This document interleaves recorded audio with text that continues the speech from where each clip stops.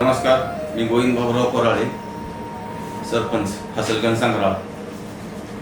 हसलगंज गावची लोकसंख्या 2011 नुसार 4005 इतकी असून कुटुंबाची संख्या 743 इतकी आहे.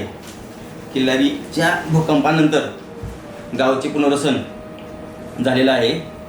गावचा प्रमुख व्यवसाय शेतीशी निगडीत असून गावामध्ये एकूण 314 जॉब कार्ड धारक मजूर आहेत. प्रत्येक मजुराच्या हाताला काम देण्यासाठी ग्रामपंचायतीने वेगवेगळी MRGS अंतर्गत कामे केलेली आहेत व प्रत्येक मजुराला काम दिलेले आहे. त्यामुळे त्यांना गावातच रोजगाराची संधी उपलब्ध झालेली आहे.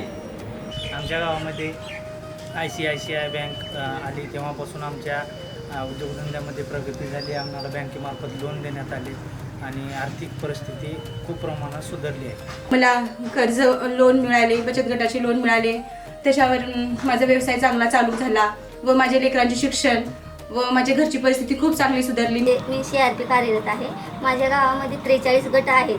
त्याच्यात 470 महिला समाविष्ट झालेले आहेत. महिलांनी छोटे मोठे उद्योग, शिलाई मिशन, कापड दुकान, पिठाची गिरणी असे छोटे मोठे कुक्कुटपालन व्यवसाय चालू केलेले आहेत. त्याच्यामुळं महिलांना स्वतःला छोटा मोठा व्यवसाय करायची संधी मिळाली आहे. तसेच 449 महिला लखपती दिदी झालेले आहेत. नमस्कार, मी गोपाल कटवा शिंदे, उपसरपंच हसलगंज सांगराळ. ग्रामपंचायतने क्रांतीज्योती सावित्रीबाई फुले महिला शिलाई केंद्र उभारलेले असून हसलगंज गावामध्ये संत सावतामाळी ॲग्रो प्रोड्युसर कंपनी नावाने याच्यामध्ये जवळपास परिसरातीलच 260 शेतकरी सभासद शेतकरी म्हणून नोंदणी करत आहेत.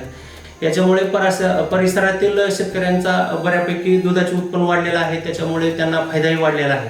तसेच इतर विशेष बाब म्हणजे या कंपनीमुळे जवळपास 13 ते 14 मुलांना इथेच डायरेक्ट रोजगार मिळालेला आहे. तर अशा प्रकारे या कंपनीमुळं शेतकऱ्यांच्या उत्पन्नात वाढ झालेली आहे. नमस्कार, मी विशाल लोंढे, ग्रामपंचायत अधिकारी हसलगंज. गावामध्ये ग्रामपंचायतने दुकानगाळे तयार केलेले असून हे दुकानगाळे गावातील तरुणांना उपलब्ध करून दिलेले आहेत. ते त्याच्यामध्ये विविध प्रकारचे व्यवसाय करतात, ज्यामध्ये शिलाई मशीन असेल, CSC केंद्र असेल, पाण्याचं RO प्लॅन्ट असेल किंवा टेलरिंगचा व्यवसाय असेल, असे व्यवसाय या गाळ्यामध्ये युवक तरुण करतात. हे गाळे भाडे तत्वावर दिल्यामुळे ग्रामपंचायतीचे उत्पन्न वाढते, शिवाय त्या युवक तरुणांना रोजगार उपलब्ध केला जातो व त्यांच्या हाताला काम दिले जाते व त्यांची आर्थिक परिस्थिती सुधारण्यास मदत होते.